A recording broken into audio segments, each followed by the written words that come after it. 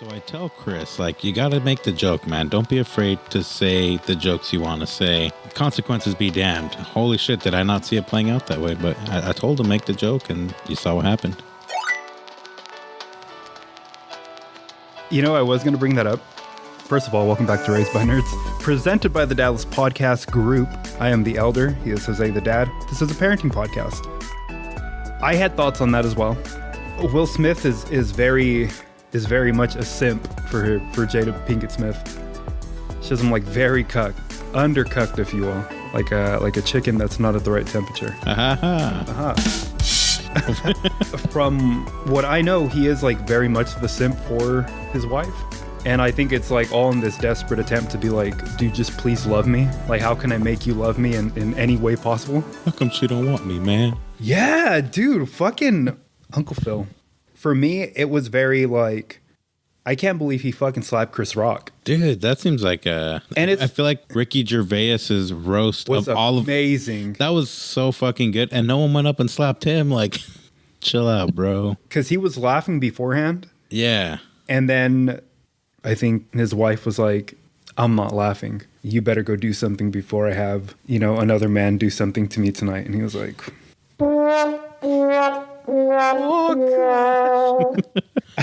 but I mean, that is, neither here nor there. This is a parenting podcast.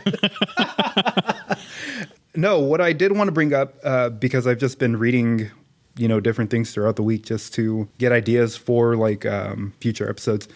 Basically, in a nutshell, I read an article where, it was an article made up of like 3 or 4 different pieces, but it's basically people giving their commentary on children and gaming.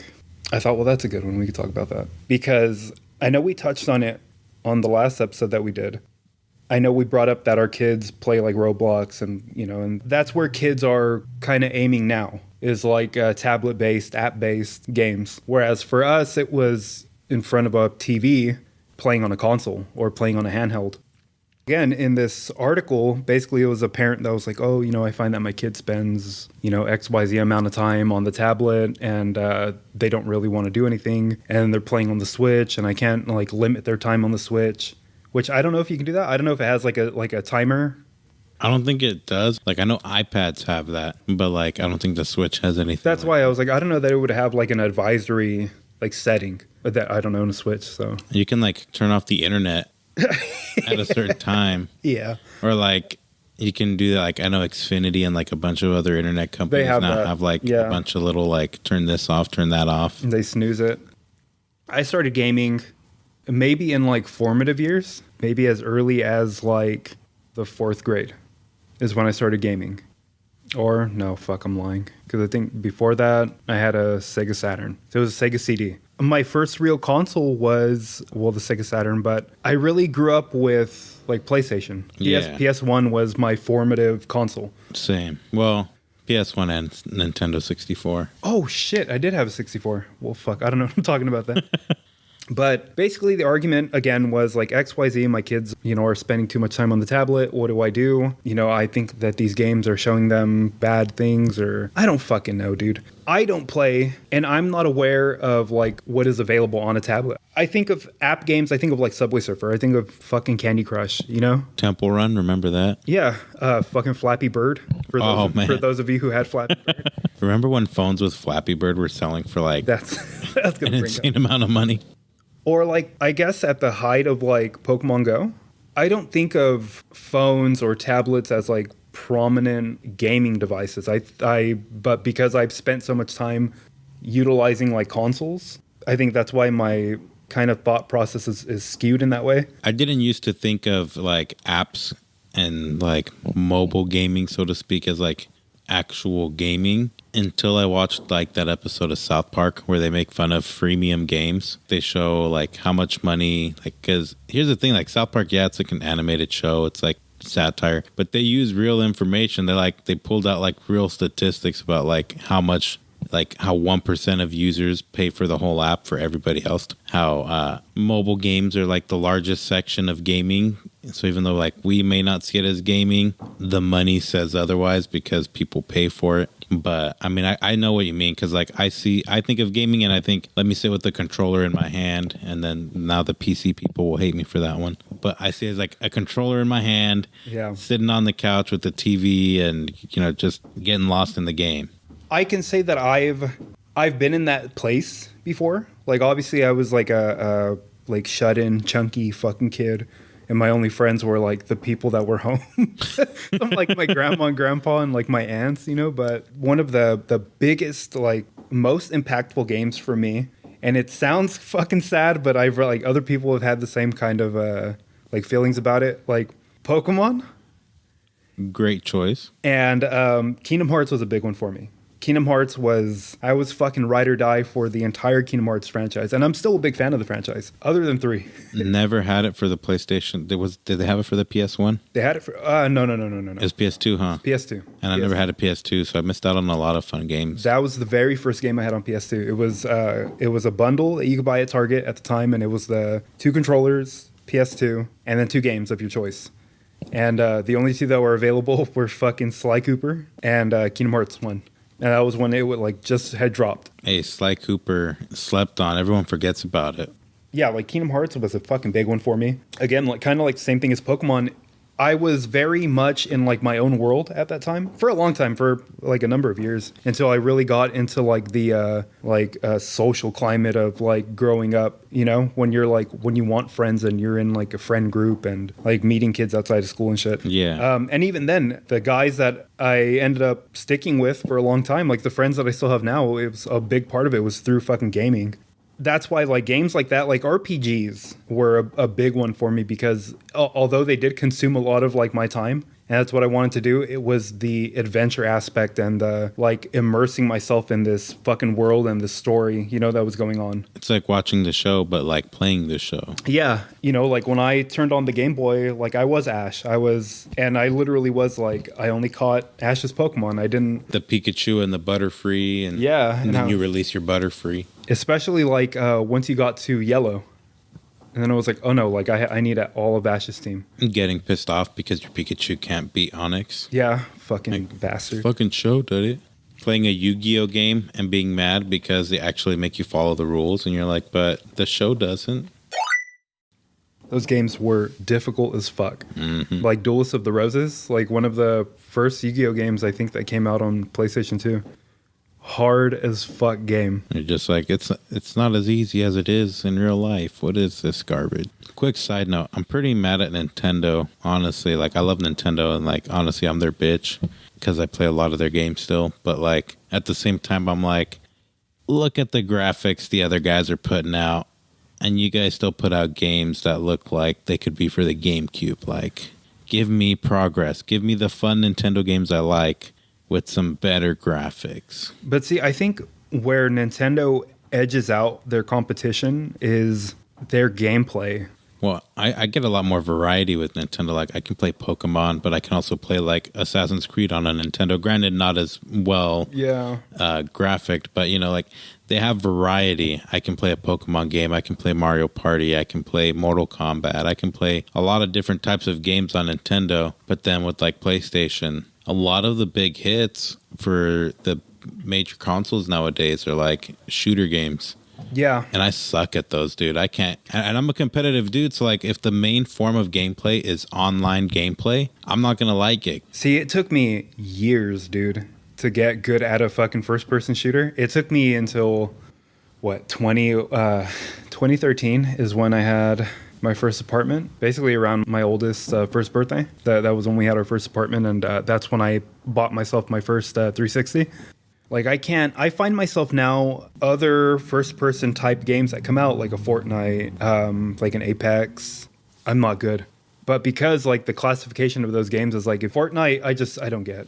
Dude, Fortnite, I tried hopping on the hype train when it came out, or when it was like huge, and I sucked because again, I'm not good at shooting games. But I would just I would drop at the edge, and then I would just keep going and and then like I'd have good ass weapons, but I wouldn't know how to use them. So I'd get top 10 consistently without any kills. I couldn't build for shit. Like I would have to take my time and build, and then you got people like fucking like fucking. I didn't understand like that. The game mechanics in that aspect. Yeah.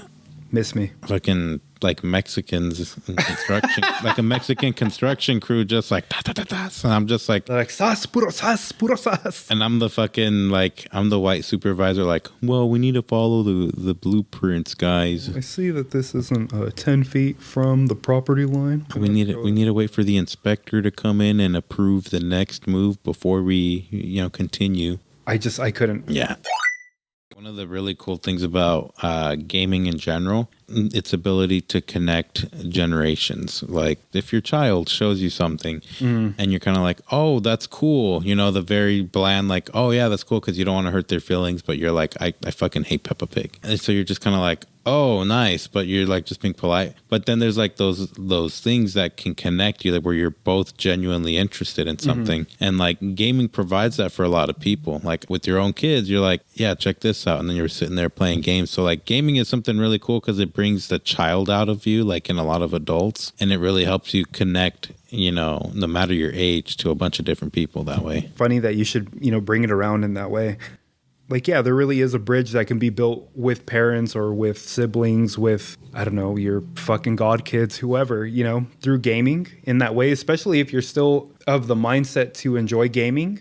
Like I downloaded Among Us on the Xbox, but I've sat and I've watched the kids play Among Us. Or I had something like DBZ Fighters, where it's still like a 1v1, kind of game. I've watched them just like fuck around and you hear them like hoot and holler and shit because they do a key blast or they manage to like figure out how to punch each other or some shit like that's cool, dude. It really is. I remember doing that like as a kid with like older family members, like older cousins, and like finding out how to play like a Mortal Kombat or finding out how to play like a Killer Instinct and then playing against them 1v1, and you're like, holy shit, dude. And then it's like off to the races because you have this kind of connection in that way.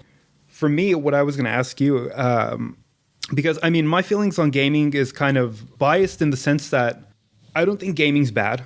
I guess if you want to put it in the perspective of like parenting, depending on how much you're letting your kids, get immersed within the games or what type of games you're letting them play. Like, I don't know that I want the kids playing like Grand Theft Auto right now at the age that they're at. Obviously, no fucking judgment because there are people that their kids play Grand Theft Auto like at the age of 5. I don't know about like other backgrounds, but I know that's a lot of fucking Mexican kids. Yeah. Oh, yeah. There's a lot of Jalen's, Jadens, Masons. Did you say Aiden? Trust me, I fucking... Hey, your dad's got that fucking Star Spangled Punisher skull on his truck. I know. I fucking know. But I think it's dependent on how gaming's introduced to your kids. I think there is like a common bias against gaming because people think like, well, my kid's going to get fat. My kid's going to be lazy. Fat is genetic. Lazy is depending on like on if you don't make your kids do shit or whatever. Yeah. Like if you really need them to have that motivation, fucking tell them like, hey, dude, I took the power cord from your fucking, your Xbox, from your PlayStation. Mow the fucking lawn. You can get the power cord back. Or like, my kid's going to get fat. Who's feeding the fucking kid? How much are you letting him eat, dude? Like, stop him at a fucking plate. Like, I don't want my kid to get fat and lazy because he's playing video games, but we're gonna have Pizza Hut for the second time this week every day. We're gonna have McDonald's every day. And like, I mean, hey, no judgment. I'm not gonna lie. We have a lot of takeout, and we're trying to cut back, But like, don't complain about your kid being fat and lazy and playing video games. But like, if the diet isn't there, if you have. Give me more Mountain Dew, Mom. If you have some kind... I need Sunny D. If you have some kind of hand in what's going on with your kid, you have the ability as the parent to control that. Yeah. And to control, like, what the fuck is going on there. Don't take it out on, this niche that you don't like or that you have no understanding of because you never had it or you were never involved in it. It's a mob mentality. You hear other people say it, and so then you think that's the right opinion to have instead of thinking for yourself. Yeah. And we're all guilty of it. Everyone does it. But like in particular, like when you hear a lot of parents like, oh, violent video games are the reason people are violent, blah, blah, blah. Marilyn Manson's the devil. That's because you fucking sat down all day and like watched fucking daytime television and watched like the 7-year-old kid who assaulted his mom on Steve Wilkos because he played a lot of video games. I think the mindset of people who have like some type of bias against gaming, I think it's because you didn't grow up in a household where your family or your parents, someone didn't introduce you to gaming and no one went out of their way to be like, oh, hey, like, do you want this console? Because Yeah. I've met a lot of people like that, dude. Like, I knew kids in high school that were like, you know, I only like sports. And it's like, hey, I get it, dude. If you have like an interest in one single fucking thing, like a non-biased interest in one single thing, you still are a fan or an enthusiast of something else, whether it be sports, whether it be fucking academia, whether it be fucking movies. Who knows, man? I mean, for you to turn around and be like, well, I don't like that, so I wouldn't introduce that to my kids. Why? Because you fucking don't like it? Yeah, like you never know what they're gonna like or not like, and even if you don't introduce them, it's one thing to not introduce them, but it's an entirely other to actively keep them away from it too. Like okay, maybe you don't want to be like, here's your first console, son, but if they're like, hey, can I get a console? And be like, no, because gaming is a devil. Like, as of right now, I think it'd be cool as fuck. Like, if my oldest, I had thought about getting her like a refurbished, like an Xbox or like a PlayStation. Maybe not a next gen because I don't even have a fucking PS5. Like, if she really wanted to play something, if she was like, oh, hey, like, I tried buying her a Switch at one point. First of all, she couldn't read. And, that's the problem I run into with my oldest too. Is like the issue. I was like, okay, so it's kind of a waste of a console. She hasn't had one since. I've brought it up here and there. For me, it was a long time before I got a console. You know, I didn't get a console until really PS2. You know, if my oldest, because obviously my youngest, fucking, he doesn't know, dude. It's, you could give him a banana peel and he'd be like, wow, fucking cool. No, but if my oldest was like, oh yeah, like, I really want to play like Banjo-Kazooie, I'd be like, fuck yeah, dude, like, let's get an Xbox. I'll download it. But she has not shown any interest in gaming in that way. She likes tablet gaming. yeah.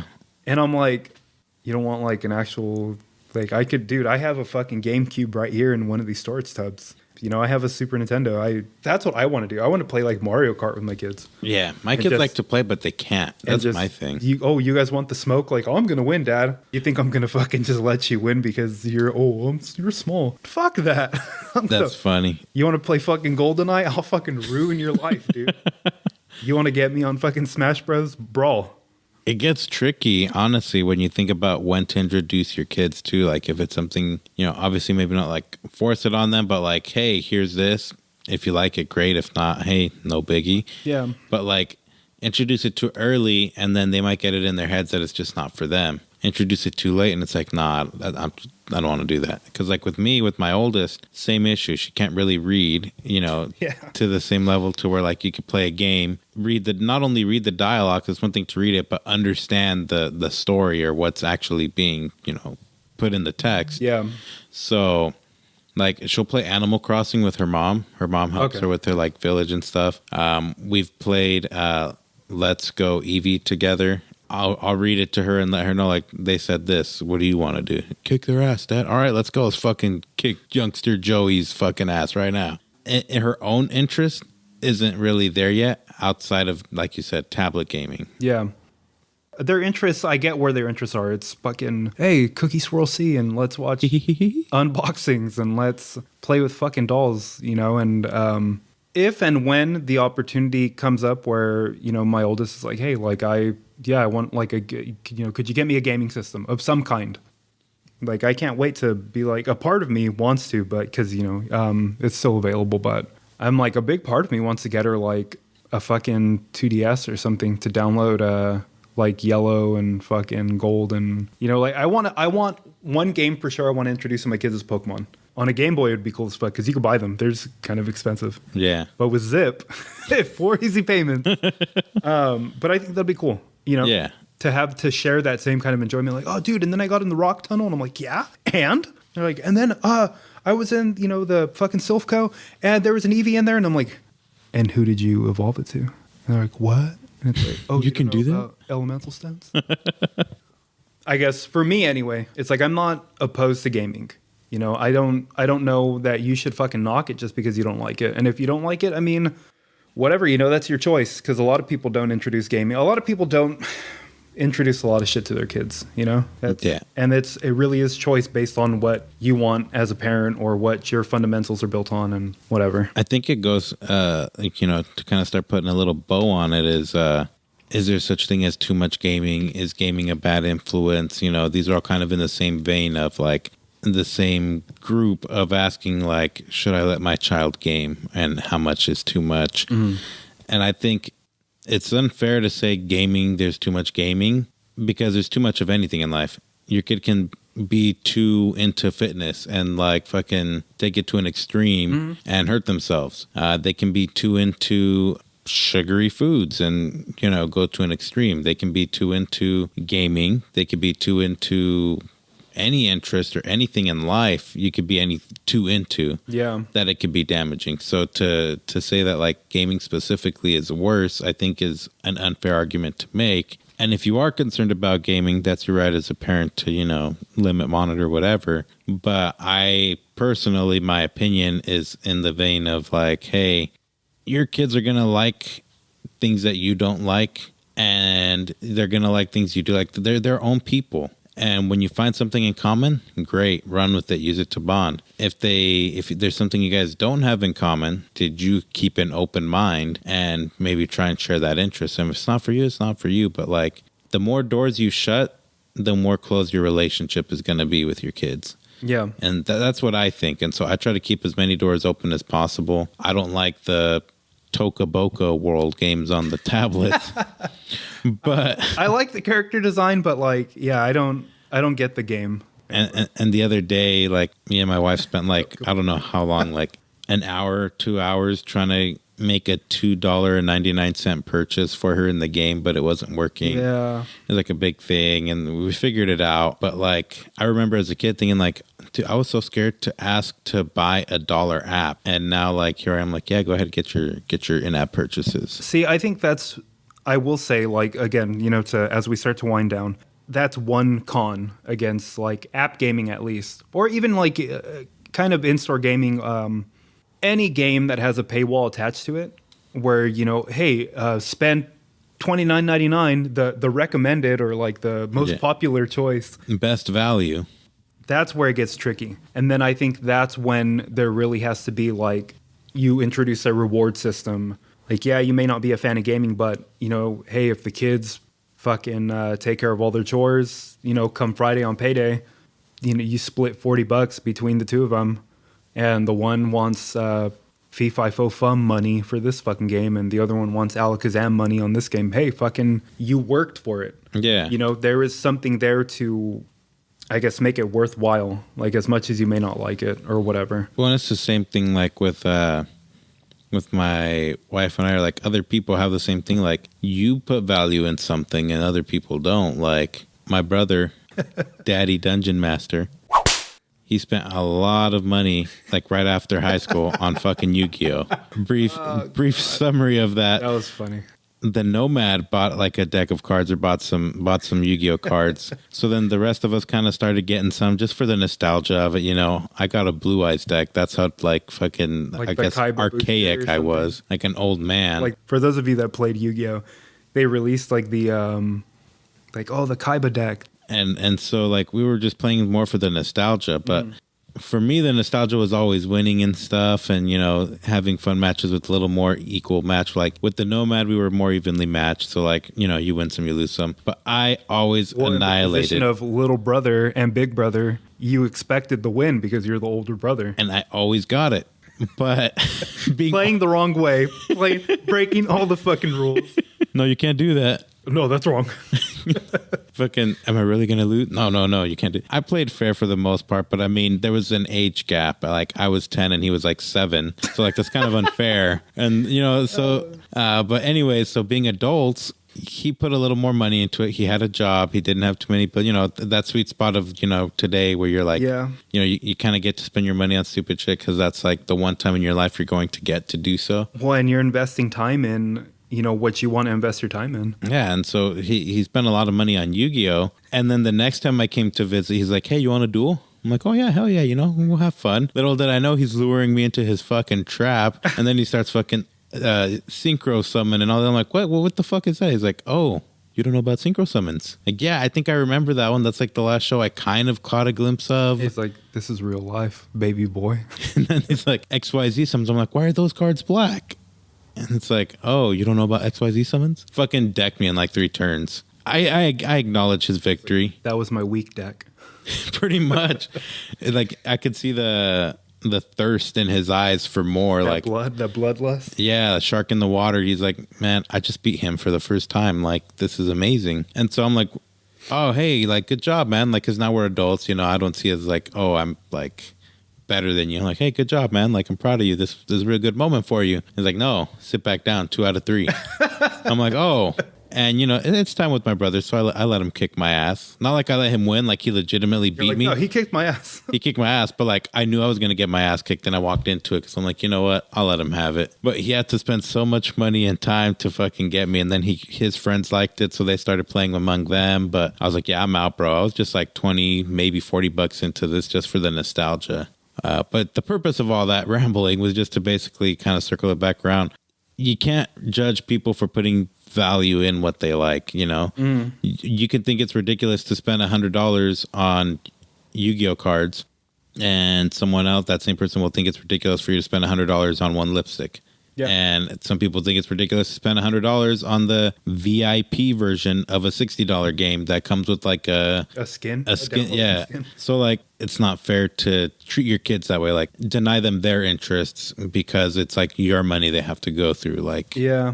Like, if that's the case, structure it in a way that you see fit. Yeah. Make again, like a reward system or something. Yeah. Like, if that's really your issue. But for me, I have no real qualms or anything about fucking gaming. If when my oldest wants a game, fuck yeah, dude. Like, let's do it. And we might be a little more biased, but at the same time, I do try to look at all perspectives when I look at something. Yeah, I do. I do as well. And I feel like I just, even with an open mind, I don't see a lot of reasons to really be like, no, you can't game. They don't game, and because you're afraid they're going to be exposed to violence. What happens when they're at school and their friends like, hey, check this shit out. This dude just got fucking beheaded. Well, if kids still do that, that was the thing for me. That was the thing for me when we were in high school. But like, watch this guy put a jar in his ass in the library. On the school computer? Yeah. Like, no, look, I found a website where you can go on and it's not blocked. They're like, Izquierdo, what's Mr. Hands? I'm like, the guy with big hands, bro. But like, regardless, you can't protect them. You can't put them in a bubble. They're going to be exposed to stuff you don't want them to be exposed to. I personally think the better strategy is teach them how to cope and handle things on their own when you're not around them. Yeah. Or to be able to come to you with those things instead of just trying to keep them from it altogether. And so I don't see a lot of arguments that really are valid for anti-gaming. The common ground for us is yay for gaming. Yay for gaming. Let your kids game. Don't be a boomer. If your kids or when your kids want to get into gaming, or what's a game that you would introduce them to from your own personal collection? Well, I would say Pokemon because, like you said, big part of childhood. That's probably been the staple of my gaming for my entire life. That's how I started with the Game Boy, Pokemon Blue version. Mm-hmm. And it just kind of kept going from there. And I've branched out and played other games, but it's always been Pokemon for me. So that's the one that I would want to introduce. But since you mentioned Pokemon, I'll give a different answer. I'll probably say, I don't know. I mean, they already got exposed to Mario Party. Like sometimes we play. I have to put them on autoplay so that because they can't understand the controls. And that's my block with my kids right now is they don't fully understand the mechanics of gaming because they see it, they like it. They'll more watch me play right now. But for them, their own personal gaming is more on their tablets. So I think we're maybe a couple years away from them really wanting to be interested in a console. But when that time comes, I'd say, let's see, we got Pokemon, we got Mario games in general. Nintendo in general. Nintendo's very kid-friendly, Very family-oriented. But like if we're thinking maybe down the line, something that when they're older, like no child restrictions, involved, I'd probably say Assassin's Creed. It'd be kind of cool to just like sit there and, watch them play along with it. Yeah, watch them play and just kind of sit there and hang out with them and, guide them as they play. Because, I mean, everything else would be family-oriented. I probably already have shown them or will show them earlier. And so if we're talking like full-on gaming, like no holds barred, those are my favorite games. So I'd probably show them those games. Like we pretty much enjoy kind of the same thing. So yeah, I agree with those. I think Nintendo as a whole, to open that fucking door, Yeah. I think that's solid. I still say fuck Nintendo for not even for the graphics. Fuck Nintendo. I mean, I don't know. They do some off the wall shit. Nintendo Labo, like, bruh, Yeah. you're selling cardboard for $80. Come on. I get it. Or like Amiibo, like, bruh, Yo, $30. at the height of Amiibos, people were fucking murdering each other, dude. Like $30 so that I can put this little thing on the in the game. Like, Yeah. come on, Nintendo. Pro gaming. Let your kids game. Let your kids, be themselves. Be better. Be better. This has been another episode of Raised by Nerds. I am the Elder. I am the dad. We'll see you guys soon in the next episode. Take care.